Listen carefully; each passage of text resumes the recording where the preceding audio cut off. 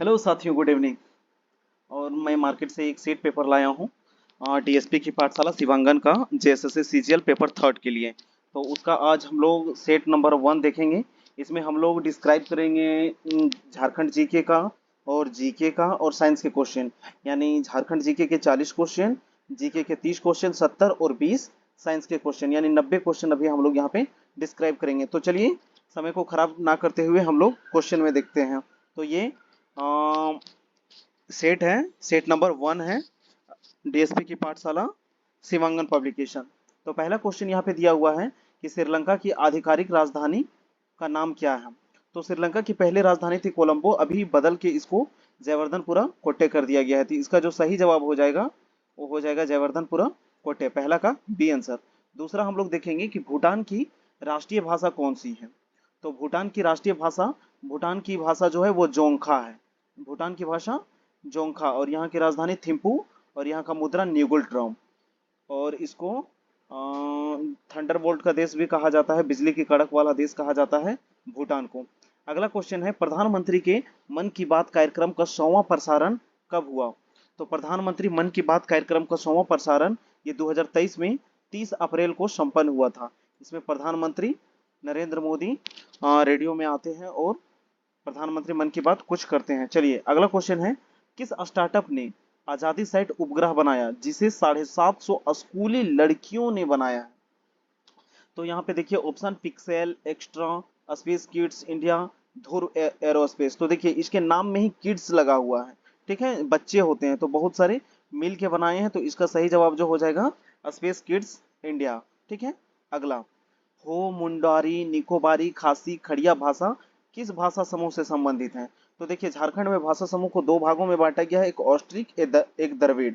तो इन दो भाषाओं में जो हो, मुंडारी, निकोबारी, खासी, खड़िया भाषा, ये जो है ये ऑस्ट्रिक में आती है। इसमें आती है ऑस्ट्रिक में। तो इसका सही जवाब सी हो जाएगा।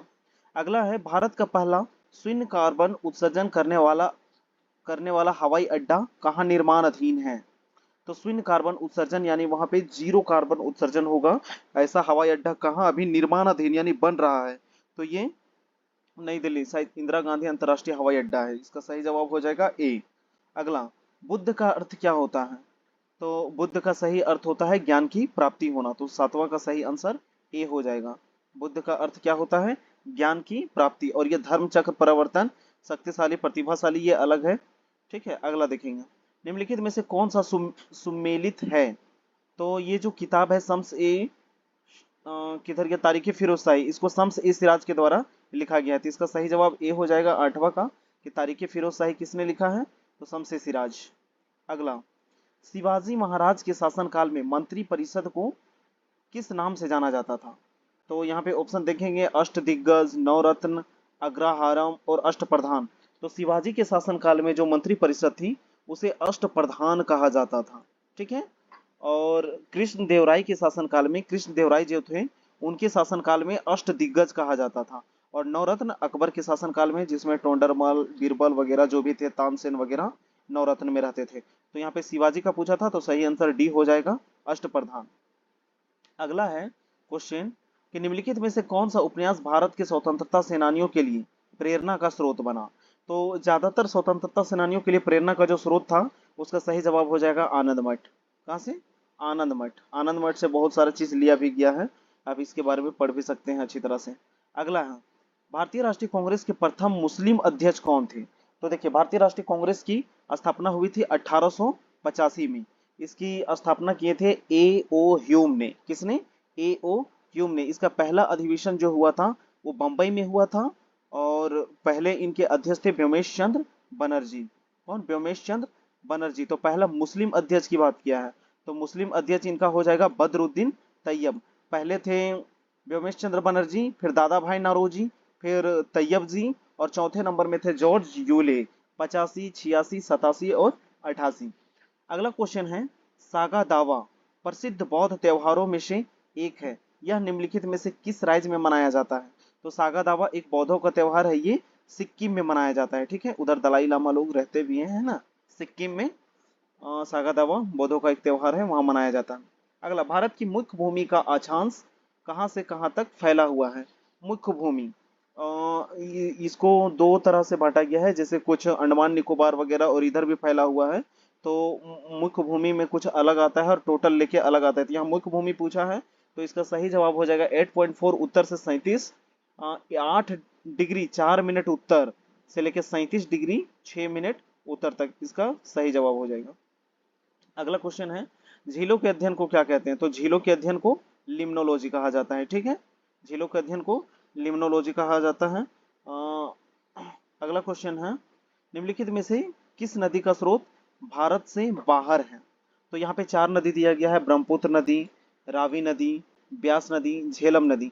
झेलम नदी जो निकलती है वो शेषनाग झील से निकलती है। ब्यास नदी और रावी नदी दोनों रोहतांग से निकलती है। ब्यास नदी और रावी नदी दोनों रोहतांग से निकलती है। ब्रह्मपुत्र नदी जो है ये निकलती है मानसरोवर झील से, और मानसरोवर झील कहाँ पे है? तिब्बत में। तो मानसरोवर झील से ब्रह्मपुत्र निकलती है, यही जो है कि भारत के बाहर से निकलती थी। इसका सही जवाब ए हो जाएगा। ठीक है, अगला, झूम कृषि अभी भी कहाँ प्रचलित है? तो झूम की कृषि ज्यादातर हमारे जो 7 सिस्टर वाले जो इधर के राज्य हैं, MMAANT जो है, MMM मणिपुर, मेघालय, मिजोरम और NNN नागालैंड, नागालैंड, त्रिपुरा, अरुणाचल और असम, इन क्षेत्रों में ज्यादातर झूम की कृषि किया जाता था। झूम की कृषि में होता था कि कुछ क्षेत्र के जंगल को काट के वहां पे कृषि किया जाता था और आग वाग लगा के, और जब वहां बंजर हो जाती थी जमीन तो उसे छोड़ के फिर कहीं और लोग चले जाते थे और वहां जाके फिर उसी तरह की खेती करते थे। तो ये मिजोरम, मणिपुर, नागालैंड उपयुक्त में से सभी होगा। अगला क्वेश्चन है कि विश्व में सबसे बड़े यूरेनियम भंडार में से एक माना जाने वाला तुमलापल्ले निम्नलिखित में से किस राज्य में स्थित है? तो यूरेनियम का भंडार, भंडार का यहाँ पे बात किया है तो सबसे ज्यादा इसे यूरेनियम झारखंड के जादूगोड़ा में भी निकाला जाता है, लेकिन भंडारण सबसे ज्यादा आंध्र प्रदेश है ना, इसका सही जवाब। और यहाँ पे नाम दे दिया है तुमलापल्ले, तो ये कहाँ पे है? आंध्र प्रदेश में।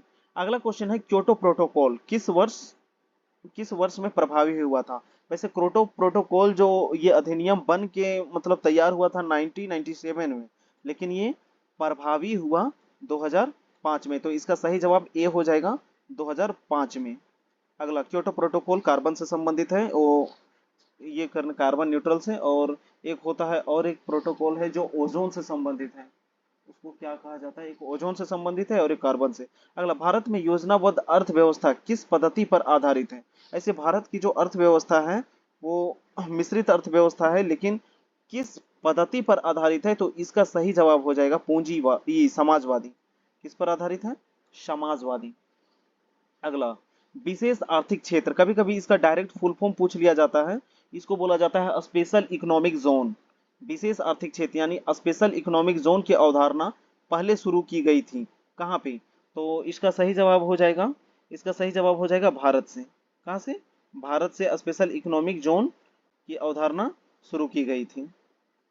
अगला क्वेश्चन है, आगे हम लोग देखेंगे कि विदेश में वस्तुएं घरेलू विक्रय दाम से कम दाम पर बेचने को कहते हैं। जैसे विदेश में कोई वस्तु को बेच रहे हैं, जो मेरा घरेलू रेट है उससे भी कम दाम पे अगर हम उसको बेचेंगे तो इसको कहा जाता है डंपिंग। डंपिंग, कोई भी चीज को डंप करना, मतलब फालतू चीज को कहीं ले जाकर डंप करते हैं, है ना, वो है डंपिंग। विदेश में मतलब यहाँ के दाम से भी कम दाम पर विदेश में जाके बेच रहे हैं तो वो एक प्रकार से पाटना या डंपिंग कहलाता है। इसका सही जवाब सी हो जाएगा। देश में कौन से 3 वर्षों की अवधि को योजना अवकाश के रूप में माना जाता है? तो पहले, अभी तो नीति आयोग आ गया है, पहले जो योजना चलाया जाता था पंचवर्षीय योजना 5 साल के लिए, तो उसमें से एक योजना जो है 3 वर्ष की अवधि के लिए चलाया गया था। ठीक है, तो 3 वर्षों की अवधि का जो चला था उसे योजना अवकाश के रूप में 1966 से 69, इसका सही जवाब हो जाएगा 1966 से 69। ये क्वेश्चन बहुत ज्यादा पूछा जाने वाला क्वेश्चन है, और भी मैंने सेट में ये क्वेश्चन हमको मिला था। अगला, भारत के संविधान के ऊपर सबसे अधिक प्रभाव निम्नलिखित में से किसको माना जाता है? तो अमेरिका के संविधान, सोवियत संघ रूस के संविधान, ब्रिटिश के संविधान, या भारत सरकार अधिनियम 1935। तो इसका सही जवाब हो जाएगा भारत सरकार अधिनियम 1935, आंसर डी हो जाएगा। भारत के संविधान के निम्नलिखित अनुच्छेदों में से कौन सा अनुच्छेद धार्मिक स्वतंत्रता के अधिकार की गारंटी देता है? तो हमारे मौलिक अधिकार कुल 6 हैं, और जो संपत्ति के अधिकार था उसको हटा दिया गया है। तो यहाँ पे पूछा है धर्म की स्वतंत्रता, तो धार्मिक स्वतंत्रता 25 से 28 हो जाएगा। पहले 14 से 18 समानता का अधिक, हाँ समानता का अधिकार, फिर स्वतंत्रता का अधिकार, ये 25 से 28 हो जाएगा धार्मिक स्वतंत्रता का अधिकार। आगे हैं और शोषण के विरुद्ध का अधिकार, ये यहाँ पे होता है जो 14 साल से कम उम्र के बच्चों को काम नहीं करवाना है, जो बलात् श्रम कहलाता है वो सब नहीं करवाना है। अगला, भारत के राष्ट्रपति को स्वेच्छा निर्णय अधिकार यानी विवेकाधिकार के अंतर्गत क्या प्राप्त है, यानी अपने विवेक के ऊपर वो कौन सा निर्णय ले सकते हैं। तो वित्तीय आपातकाल घोषित करना, किसी राज्य के राष्ट्रपति शासन, किसी राज्य में राष्ट्रपति शासन लागू करना, प्रधानमंत्री की नियुक्ति करना, या मुख्य चुनाव आयुक्त की नियुक्ति करना। तो ये सारे जो काम हैं ये काम ये राष्ट्रपति के हैं, लेकिन इनमें से कौन सा ऐसा काम है जिनको विवेका अधिकार के अंतर्गत प्राप्त है, तो प्रधानमंत्री, यानी भारत के प्रधानमंत्री किसको बनाया जाना चाहिए, ये वो अपने विवेक का इसमें वो प्रयोग करके और उनका नियुक्ति करेंगे। अगला है, भारतीय संविधान के किस संशोधन अधिनियम द्वारा पंचायती राज व्यवस्था को संवैधानिक दर्जा प्राप्त हुआ। तो भारत में पंचायती राज व्यवस्था 1959 में नागौर जिला राजस्थान से शुरू हुआ था, और इसको संवैधानिक दर्जा जो है वो 73वें संविधान संशोधन से ये दर्जा दिया गया था। तो इससे संबंधित है बलवंत राय मेहता समिति, अशोक मेहता समिति, ध्यान में रखिएगा। अगला, फियरलेस गवर्नेंस नामक पुस्तक को किसने लिखा है, मतलब फियरलेस गवर्नर नामक पुस्तक के लेखक कौन है। तो फियरलेस गवर्नेंस यानी फियर मतलब डर होता है, यानी फियरलेस गवर्नेंस किरण बेदी, जो भारत की पहली महिला आईपीएस थी, ठीक है, किरण बेदी। अगला, रोजर फेडरर का संबंध किस खेल से है। तो रोजर फेडरर का संबंध लॉन टेनिस से है, ठीक है, Roger Federer lawn tennis. Bharat में सामुदायिक विकास कार्यक्रम की शुरुआत कब से हुई थी। तो 26 जनवरी 1950, ठीक है, 26 जनवरी 1950, 31 अक्टूबर 1950, या 15 अगस्त 1951, या 2 अक्टूबर 1952। तो इस सामुदायिक विकास कार्यक्रम जो था महात्मा गांधी के जन्मदिन पर 2 अक्टूबर 1952 से इसकी शुरुआत की गई थी, ठीक है, तो इसका सही जवाब डी हो जाएगा। झारखंड भारत के किस भाग में स्थित है। तो झारखंड मेनली उत्तर पूर्वी भाग में, भारत के उत्तर पूर्वी भाग में स्थित है। तो यहाँ जीके के 30 क्वेश्चन खत्म होते हैं। अब हम लोग आगे साइंस के 20 क्वेश्चन देखेंगे। पहला क्वेश्चन है कि प्राकृतिक में सबसे सशक्त बल कौन सा है। तो प्राकृतिक में सबसे सशक्त जो बल है वो है नाभिकीय बल। कौन सा, नाभिकीय बल सबसे सशक्त होता है। सबसे कमजोर अगर पूछेगा तो सबसे कमजोर में हो जाएगा गुरुत्वीय बल, ठीक है। प्रकाश को सूर्य से पृथ्वी तक पहुंचने में कितना समय लगता है। तो सूर्य के प्रकाश को पृथ्वी तक पहुंचने में 8.2 मिनट, कभी कभी 8.16 लिखा हुआ रहता है, यानी ऐसे 8 मिनट लगता है। 8 मिनट के बाद जितना सेकंड दिया हुआ होगा वही आंसर इसका हो जाएगा। उसके बाद प्राश्रव्य तरंग की आवृत्ति होती है।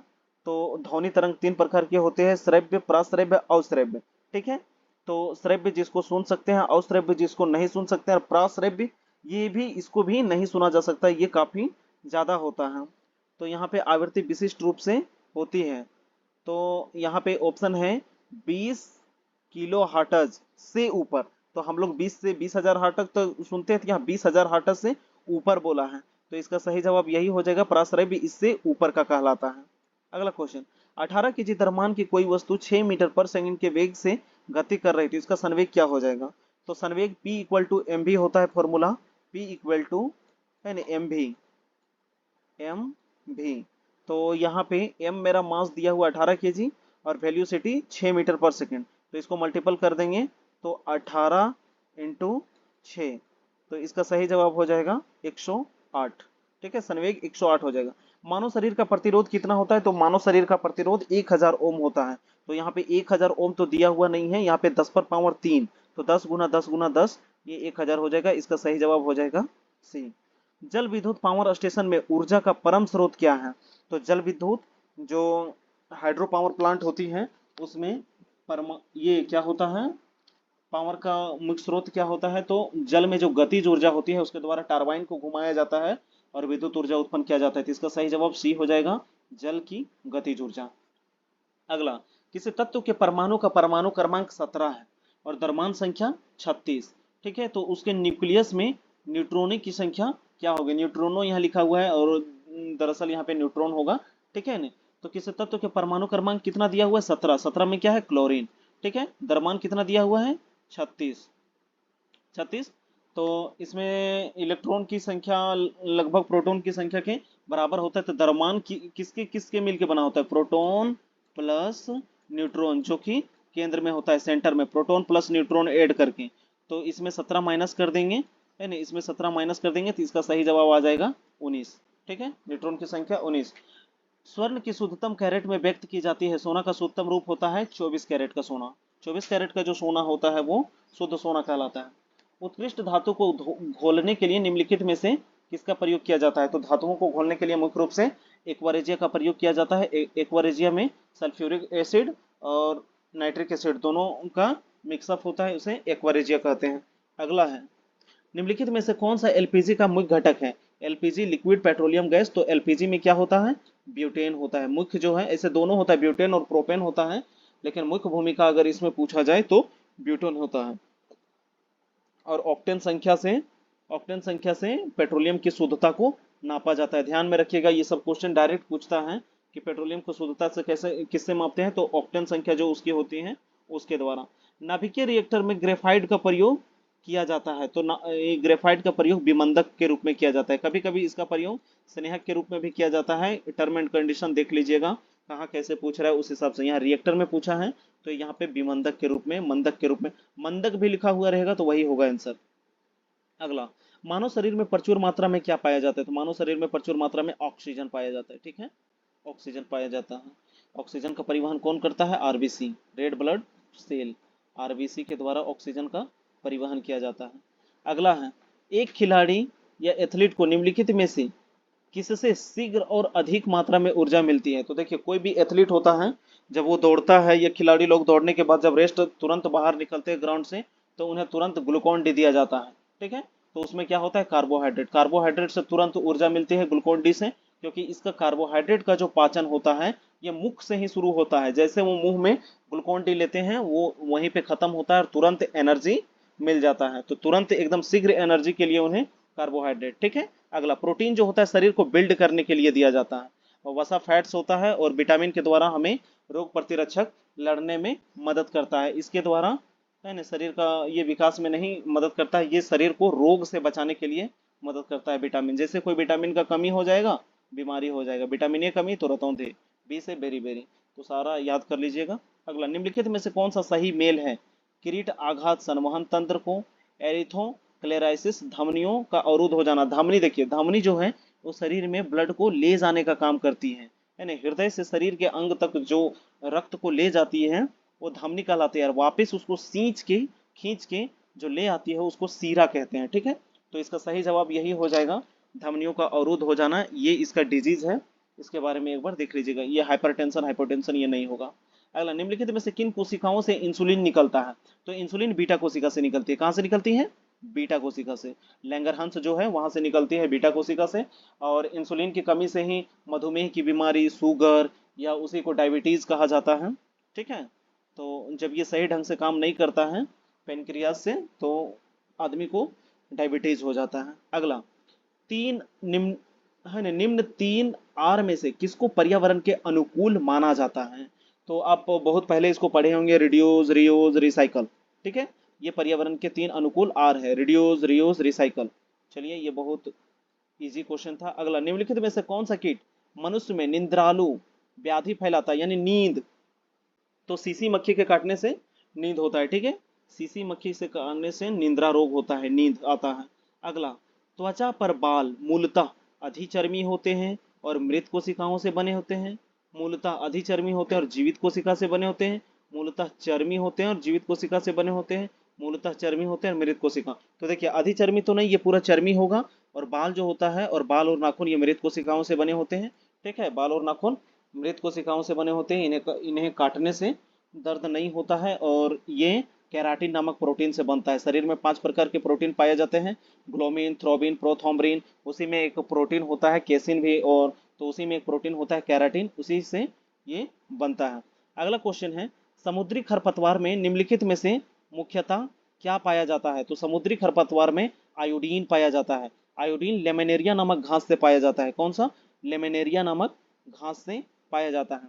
तो अब आ गया सामान्य गणित। गणित हम लोग छोड़ देते हैं दोस्तों, गणित, रीजनिंग और कंप्यूटर को छोड़ देंगे। अब हम लोग आगे देखेंगे झारखंड जी के। जैसा कि हमने प्रोमिस किया था 90 क्वेश्चन अभी हम लोग देख लेंगे। तुरंत झारखंड जीके को शुरू करते हैं। तो ये आ गया झारखंड से संबंधित 40 प्रश्न। पहला क्वेश्चन है दोस्तों, हुंडरू जलप्रपात कौन सी नदी से गिरती है? तो हुंडरू जलप्रपात जो है स्वर्णरेखा नदी से गिरती है। कौन सी नदी से? स्वर्णरेखा नदी से। ये रांची में है। हुंडरू जलप्रपात कहाँ पे है? रांची में है। हुंडरू जलप्रपात, दसम जलप्रपात, जोनहा जलप्रपात, ये जितने भी हैं रांची में है। अगला है, बोकारो स्टील प्लांट किस वर्ष स्थापित हुआ था? तो बोकारो स्टील प्लांट 1964 में स्थापित हुआ था और ये रूस की सहायता से, सोवियत संघ रूस की सहायता से बोकारो स्टील प्लांट की स्थापना की गई थी। और अगर टाटा की स्थापना बोलेगा तो उसका स्थापना हो जाएगा 1907 में, जमशेद जी टाटा के द्वारा। ठीक है। अगला है, झारखंड में निम्नलिखित में से कौन सा संरक्षित स्थान सबसे बड़ा है? तो सबसे बड़ा संरक्षित स्थान है पलामू। ठीक है, सबसे बड़ा संरक्षित स्थान कौन सा है? पलामू। पारसनाथ की ऊंचाई 1365 और लावालौंग ये चतरा में है। उसके बाद अगला क्वेश्चन इधर देखिए, इनमें से कौन सा झारखंड का प्रमुख औद्योगिक क्षेत्र सरकार द्वारा वर्गीकृत नहीं है? तो आदित्यपुर औद्योगिक क्षेत्र विकास प्राधिकरण ये है, और Bokaro industrial area development authority Bokaro ये भी है, रांची औद्योगिक क्षेत्र विकास प्राधिकरण ये भी है, ये जमशेदपुर औद्योगिक क्षेत्र प्राधिकरण ये नहीं है। तो इसका सही जवाब डी हो जाएगा। ठीक है। अगला, झारखंड में निम्नलिखित जिलों में से कौन सा लौह अयस्क भंडार का समृद्ध स्रोत है? तो ये दोस्तों अभी हम जहाँ रह रहे हैं पश्चिमी सिंहभूम, यहाँ लौह भंडार का सबसे बड़ा यहाँ पे स्रोत है। नवमुंडी चिड़िया का नाम आप लोग सुने होंगे, ये एशिया का सबसे बड़ा लोहे की खान है। ठीक है, तो यहाँ पे लोहे का सबसे बड़ा भंडार यहीं पे है, नवमुंडी चिड़िया, ये है पश्चिमी सिंहभूम में। अगला, हजारीबाग में आमतौर पर किस प्रकार की मिट्टी पाई जाती है? तो हजारीबाग में मुख्य रूप से रेतीली मिट्टी पाई जाती है। ठीक है, अगर यहाँ पे एक ऑप्शन रहता चमकीली तो वो भी सही हो जाता, क्योंकि इस क्षेत्र में जो थोड़ा बहुत अभ्रक का ये अंश आता है, इसके वजह से चमकीली भी कभी कभी देता है। ऐसे ऑप्शन नहीं है, तो ये रेतीली मिट्टी बिल्कुल सही आंसर है। अगला, निम्नलिखित में से सरायकेला रियासत का आखिरी शासक कौन था? तो सरायकेला खरसावां, जिसका निर्माण ऐसे जिला के रूप में झारखंड बनने के बाद 2001 में हुआ था। यहाँ के अंतिम जो शासक और राजा थे वो एच राजा आदित्य प्रताप सिंह देव थे। ठीक है, तो इसका सही आंसर बी हो जाएगा। अगला, टाना भगत आंदोलन से जुड़े नेता कौन थे? तो टाना भगत आंदोलन कब हुआ था? 1914 में। टाना भगत आंदोलन कब हुआ था? 1914 में। और इसके जो थे वो कौन थे? बुद्धू भगत। टाना भगत, बुद्धू भगत, शायद बुद्धू भगत, टाना भगत, जतरा भगत। बुद्धू भगत कोल विद्रोह से संबंधित थे। थोड़ा सा कंफ्यूजन लग रहा है, एक बार आप इसको देख लीजिएगा। ठीक है। भागीरथ मांझी, इसे लाल बाबा के नाम से जाना जाता था। ये लाल बाबा के उपनाम से भागीरथ मांझी को जाना जाता है। 1931-32 में है ना, कोल आंदोलन शुरू हुआ था। देखिए क्वेश्चन आ गया। ठीक है, यहाँ पे ऑप्शन मिल गया। हाँ, बुद्धू भगत, बुद्धू भगत। तो बुद्धू भगत कोल विद्रोह 31-32 से संबंधित था, तो टाना भगत का हो जाएगा सही आंसर जतरा भगत। ठीक है, टाना भगत का सही आंसर हो जाएगा जतरा भगत। कोल विद्रोह से कौन संबंधित था? बुद्धू भगत। अगला है, छोटा नागपुर उन्नति समाज। तो छोटा नागपुर उन्नति समाज की स्थापना 1915 में हुआ था, और इसके जो अध्यक्ष थे वो कौन थे? ठेबले उरांव। ठीक है, कौन थे? ठेबले उरांव। अगला क्वेश्चन है, निम्नलिखित में से कौन सा झारखंड के स्वतंत्रता सेनानी नहीं थे? तो अजीत धनंजय महतो। ये अजीत और धनंजय महतो 1948 में जब खरसवां गोलीकांड हुआ था, वहां इन्हें गोली लगी थी और ये वहां पे शहीद हो गए थे। और बिरसा मुंडा को तो जान ही रहे, इन्हें धरती आबा विश्व पिता का अवतार कहा जाता है। तो ये झारखंड आंदोलन से संबंधित है। और सिद्धू कान्हू मुर्मू का भी आप जान रहे। बिस्मिल्लाह खान ये नहीं है, ये विश्व प्रसिद्ध शहनाई वादक, ये शहनाई बजाते थे बिस्मिल्लाह खान। तो इसका सही जवाब हो जाएगा सी। अगला है, 28 अगस्त 1942 को ब्रिटिश पुलिस द्वारा गोली से उड़ा दी गई बिरजी बिरजी संथाल परगना के किस नेता की पत्नी थी? अच्छा, बिरजी संथाल परगना के किस नेता की पत्नी थी? तो इसका जो सही जवाब हो जाएगा वो हरिहर मिर्धा, इनकी पत्नी थी बिरजी, है ना। इन्हें इन्हें गोली से उड़ा दिया गया था। अगला क्वेश्चन है, जामताड़ा के किस नेता ने रक्त, आंसू और अन्य विज्ञापनों के माध्यम से स्वतंत्रता आंदोलन को जीवित रखा था? तो इसका जो सही जवाब हो जाएगा नरसिंह राय। ये जामताड़ा के थे। जामताड़ा के ऊपर वेब सीरीज बना है, जामताड़ा सबका नंबर आएगा। ठीक है, तो इसका सही जवाब क्या हो जाएगा? नरसिंह राय।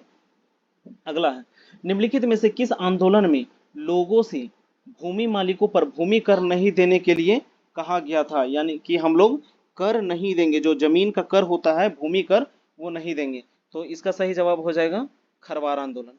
ठीक है, जो जिन्हें लाल बाबा के नाम से कहा जाता था, यानी खरवार आंदोलन के वही नेतृत्व करता थे। अगला, शिकार के लिए तैयार करने का कार्य किस नृत्य के रूप में दर्शाया गया है? तो इसका एक हो जाएगा हुंटा। ठीक है, हुंटा जो है वो नृत्य के रूप में शिकार की तैयारी को दर्शाता है। एक नृत्य है जनी शिकार, नृत्य नहीं है, जनी शिकार, वो 12 साल में निकलती है, वो पुरुष का पोशाक पहन के, उराव जनजाति में ये ज्यादातर होता है। ठीक है, अगला, विश्व प्रसिद्ध छऊ नृत्य का गढ़ है। तो छऊ नृत्य का गढ़ यह है सरायकला खरसावां। ऐसे छऊ नृत्य 3 राज्यों में, हमारे झारखंड में, पश्चिम बंगाल में और उड़ीसा में मनाया जाता है। तो हमारे जो यहाँ है उसे सरायकला खरसावां में इसकी शुरुआत की गई थी, और यहाँ पे इसको गढ़ माना जाता है। इसको विश्व में सुधेंद्रु नारायण जो है वो विश्व में इसको पहचान भी दिलाए थे 1938 में। अगला, झारखंड का धोकरा निम्नलिखित में से किस शिल्प कला से संबंधित है? तो धोकरा जो एक प्रकार की शिल्प कला है, ये धातु में की जाती है। ठीक है, धातु में, याद रखिएगा, ये एक प्रकार की शिल्प कला है धोकरा। ये कहाँ पे की जाती है? धातुओं में। झारखंड में कुल माइन अनुसूचित जनजातियां कितनी हैं? तो झारखंड में अनुसूचित जनजाति कितनी है? 32। और आदिम जनजाति की अगर बात करेगा तो कितना हो जाएगा? 8। अगला क्वेश्चन है, संथाल जनजाति में कितने प्रकार के विवाह प्रचलित हैं? तो संथाल जनजाति में विवाह को क्या कहा जाता है? बापला। क्या कहा जाता है? बापला। संथाल जनजाति में विवाह को क्या कहा जाता है? बापला। तो यहाँ पे कुल 8 प्रकार के विवाह पाए जाते हैं। ठीक है, जिसमें है सो सदाई बापला, गुलाइट बापला और किरिंग बापला। सबसे ज्यादा फेमस जो है वो किरिंग बापला है। और जो आदान प्रदान करके भी होता है बहुत सारा, टोटल 8 है। इसको आप एक बार देख लीजिएगा कौन कौन से हैं। तो शादी को क्या कहा जाता है? बापला कहा जाता है। कुल कितना प्रकार के? 8 प्रकार के। कौन सी जनजाति में? संथाल जनजाति में। संथाल जनजाति के प्रमुख, ग्राम प्रमुख को क्या कहा जाता है? माझी कहा जाता है। इसमें कुल 4 प्रकार के हड़ पाए जाते हैं, है ना? याद रखिएगा, किस्कू, मुर्मू, सोरेन और मारुंडी, 4 प्रकार के हड़ पाए जाते हैं। अगला, निम्नलिखित में से किस जनजाति के 4 गांव के पंचायत को चट्टी, 5 गांव के पंचायत को पचौरा और 7 गांव के ये को सतोरा कहा जाता है? तो इसका जो सही जवाब हो जाएगा क्वेश्चन नंबर 130 का, इसका सही जवाब हो जाएगा खरवार जनजाति में डी। ठीक है, खरवार जनजाति में 5 गांव को पचौरा, 7 गांव को सतौरा और 4 गांव को चट्टी कहा जाता है। अगला, निम्नलिखित में से किस नृत्य को नीर सुशंको कहा जाता है? ठीक है, नीर सुशंको। तो इसका जो सही जवाब हो जाएगा वो जतुर नृत्य। कौन सा? जतुर नृत्य। निम्नलिखित में से किस नृत्य को नीर सुशंको? तो जतुर नृत्य इसका सही जवाब सी हो जाएगा। नटुआ किस प्रकार का नृत्य है? नटुआ एक पुरुष प्रधान नृत्य है। कैसा नृत्य है? पुरुष प्रधान। इसमें पुरुष लोग ही भाग लेते हैं। जाट जाटिन तथा भाकुली बंका एक प्रकार का लोक नाट्य है। ठीक है, जाट जाटिन जिसमें भाकुली पुरुष को कहा जाता है, वर को, और बंका मतलब शायद कन्या होती है। ठीक है ना, भाकुली बंका। तो ये जो है किस नाइट का आयोजन किस माह में किया जाता है? तो जेठ और सावन। ठीक है, अभी सावन का महीना चल रहा है, तो जेठ सावन में ही भाकुली बंका ये एक प्रकार का लोक नाइट है, इसे आयोजित किया जाता है। अगला, श्रावणी मेला, तपोवन मेला, बुढ़ई मेला और पथरोड मेला, है ना, भुबुकदाहा मेला एवं दोमुहाना मेला का आयोजन कहाँ किया जाता है? तो अगर इनमें से कुछ जाने ना जाने, ये तपोवन और ये श्रावणी मेला, ये दोनों तो जान ही रहे हैं कहाँ पे है? देवघर। तो बिल्कुल इसका सही जवाब कहाँ हो जाएगा? देवघर, बाबा बैद्यनाथ की धरती। अगला, मंडा पर्व कब मनाया जाता है? तो मंडा पर्व जो है बैसाख माह के अक्षय तृतीया को मनाया जाता है। ठीक है, ये मुख्य रूप से हजारीबाग और रामगढ़ वाला क्षेत्र में प्रसिद्ध है मंडा पर्व। मंडा पर्व में भगवान शिव की पूजा की जाती है और जलते हुए अंगारों में चला जाता है मंडा पर्व में। ठीक है, इसमें जो पुरुष होते हैं उन्हें भोक्ता कहा जाता है, और जो महिला भगवान की पूजा करने वाली होते हैं उन्हें सोखाइन या कुछ ऐसा कहा जाता है। ठीक है, अगला, जनजातीय भाषा के संबंध में कौन सा कथन सही है? ठीक है, भाषा के आधार पर यहाँ की जनजातियों को 2 वर्गों में, मैंने बहुत पहले ही बता चुका था वीडियो के शुरुआत में ही, कि 2 भाग में बांटा गया है। ठीक है, एक ऑस्ट्रिक और एक द्रविड़। ठीक है, द्रविड़ भाषा वर्ग में कुडुक, मालतो, है न, ये सारी भाषाएं आती है, जबकि अन्य भाषाएं जो है वो ऑस्ट्रिक में आती है। तो यहाँ पे जो हो जाएगा इनमें से सभी आंसर हो जाएगा। ठीक है, अगला, जनजातीय साहित्य में सर्वाधिक प्रचलन है लोक कथाओं का, प्रेत कथाओं का, जंगल गाथा का, या इनमें से कोई नहीं? तो जनजातीय साहित्य में सबसे ज्यादा लोक कथा का प्रचलन है। ठीक है, किसका प्रचलन है? लोक कथा का प्रचलन है। निम्नलिखित में से किसे मुंडारी भाषा का साहित्य का विश्वकोश माना जाता है? तो इसका सही जवाब हो जाएगा इंसाइक्लोपीडिया मुंडारिक। इसका सही जवाब क्या हो जाएगा? इंसाइक्लोपीडिया मुंडारिक। पुराणों के मुताबिक झारखंड का कौन सा मंदिर अंतिम संस्कार के लिए उपयुक्त जगह माना जाता है? तो अंतिम संस्कार के लिए बाबा जो बैद्यनाथ है न, देवघर है, ये जगह उपयुक्त माना जाता है। किसके अनुसार? पुराण के अनुसार है न। 4 वेद और हिंदू धर्म में कितना पुराण है? 18 पुराण। तो उन पुराणों के हिसाब से कहाँ पे? तो बाबा बैद्यनाथ की धरती जो है, बैद्यनाथ मंदिर, वो अंतिम संस्कार के लिए पवित्र और उपयुक्त माना जाता है। अगला अगला क्वेश्चन है, झारखंड के किस शहर में हुड़को झील है? तो हुड़को झील कहाँ पे है? हुड़को झील और डिमना झील। हुड़को झील और डिमना झील दोनों कहाँ पे है? जमशेदपुर में। हुड़को झील और डिमना झील कहाँ पे? जमशेदपुर में। और रांची में कौन सा है? रांची में अभी थोड़ा देर पहले बताए थे, है ना, दसम जलप्रपात, जोन्हा जलप्रपात, और एक जो स्वर्ण रेखा नदी से निकलती है, जोन्हा, दशम, और एक है, या देख लीजिएगा, है ना, और एक गौतम धारा जलप्रपात भी है। अगला, देवघर स्थित शिव मंदिर का निर्माण किस शासक द्वारा करवाया गया था? तो देवघर स्थित शिव मंदिर का निर्माण पूरनमल के द्वारा किया गया था। किनके द्वारा? पूरनमल के द्वारा। और जो रांची में है, रांची में जो सूर्य मंदिर है, उन्हें एनी शाह के द्वारा बनाया गया था। किनके द्वारा? एनी शाह के द्वारा। अगला, झारखंड सरकार द्वारा प्रारंभ की गई सर्वजन पेंशन योजना के लाभार्थी कौन हो सकते हैं? तो इसका सही जवाब हो जाएगा, वो 60 वर्ष या उससे अधिक वर्ष के आयु के वृद्धा, ये बिल्कुल सही है। 18 वर्ष या उससे अधिक उम्र की निआश्रित महिला, यानी कि उसका कोई आश्रय नहीं है, तो ये भी हो जाएगा। 5 वर्ष या उससे अधिक के उम्र के दिव्यांग, हाँ, विकलांग को भी दिया जाता है, या HIV एड्स से पीड़ित है, तो इसका सही जवाब हो जाएगा इनमें से सभी। ठीक है, इनमें से सभी। अगला, दीनदयाल स्वावलंबी योजना के तहत झारखंड के किस जिले को पायलट जिला में चुना गया है? ठीक है, कौन सा जिला? पायलट जिला। तो इसका जो सही जवाब हो जाएगा खूंटी। कौन सा है? खूंटी। खूंटी और रामगढ़ दोनों को 2007 में बनाया गया था। ठीक है, खूंटी जो है वो रांची से कट के अलग हुआ था।